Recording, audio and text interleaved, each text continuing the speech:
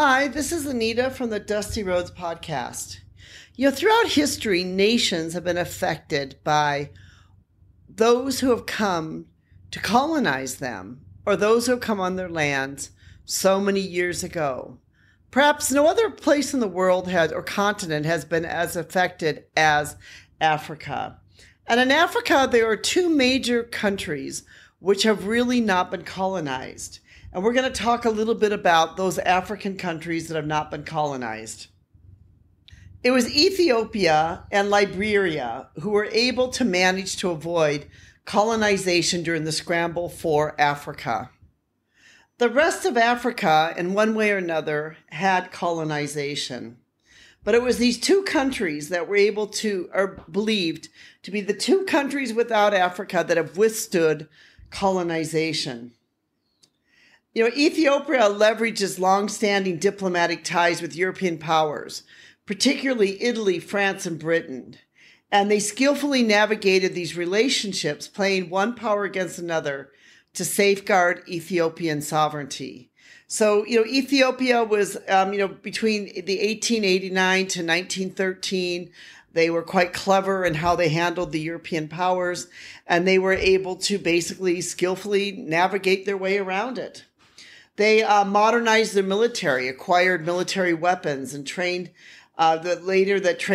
crucial in resisting Italian invasions. And they were, basically able to keep themselves as a sovereign nation. Liberia's story of avoiding colonization pivots from its unique origins as a settlement by freed American and Caribbean slaves. The American Colonization Society, pivotal in the country's foundation in 1822, established Liberia as a place for freed slaves. So it's always not directly resulting as an eternal strategy to avoid colonization. The fact that their founding principles and ties to the United States help provide them some protection. So they, so essentially they were kind of protected because they were sort of known as a status for the freed slaves. Geography also was known to have played a role in these two countries. Ethiopia's very rugged terrain made navigating and conquering difficult for the European armies. The country has mountains, valleys, and plateaus were natural fortresses during conflicts.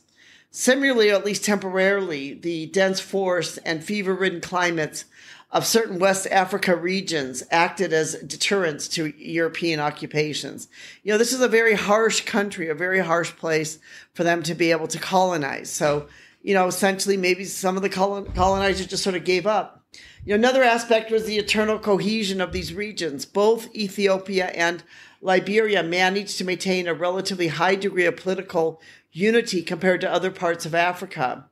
Where European powers once exploited intertribal rivalries and conflicts. In Ethiopia, the central authority, was very, was sort of like very centralized. So they had more of a centralized government that they were able to withstand it more. And, Liberia maintained a compact community with strong ties back to the United States. So, it's very interesting that these are the two countries. They're not necessarily the countries that have done the best in Africa. Today, of course, Ethiopia has had a lot of issues and a lot of problems with, famine and other things and other types of factions.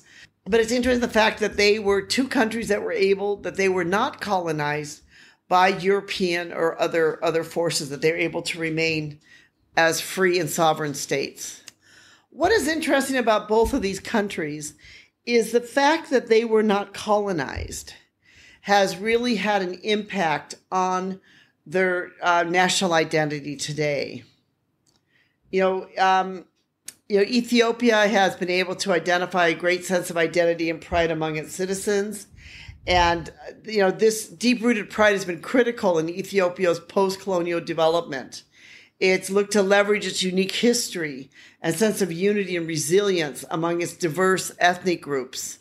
Though, not without some challenges. Like we've said, we've acknowledged straight out, there's been challenges here. Despite its relationship with the United States, Liberia also has been afforded some protection because of its ability to be able to basically have this relationship with the United States. But this has sort of been a double-edged sword for them because even though it gave them some protection against some of the European powers at the time for the colonization, at the same time, there was this indirect influence going on from the United States. So, Liberia's government system and political development has been heavily influenced by the relationship affecting everything from state institutions to national economic structure by the United States. Economic paths have been very different. Both nations have embarked on economic development largely on their terms. Ethiopia's lack of colonization meant it navigated the post-colonial era without overhauling its colonial economic system. But yet it's suffered a lot from being able to preserve social cohesion among various ethnic groups. As a side note here, I'd like to just say, having lived in Thailand that was never colonized and having lived in other parts of Asia which were colonized, sometimes for some of the nations, the colonizers did bring things into those nations which helped those nations to later be able to grow. Things such as roads, infrastructure, legal systems, and other things where the colonizers brought in from their own countries to help them grow, where other countries that didn't have that colonization sometimes have struggled with deep roots of corruption and other things within their political system because they didn't have this ability to draw upon the knowledge that they received from the colonial powers. Of course, the downside of all colonization was the fact that, in the process of this, many of those that were being colonized or resisted, they died, or they lost part of their culture, they lost part of their heritage.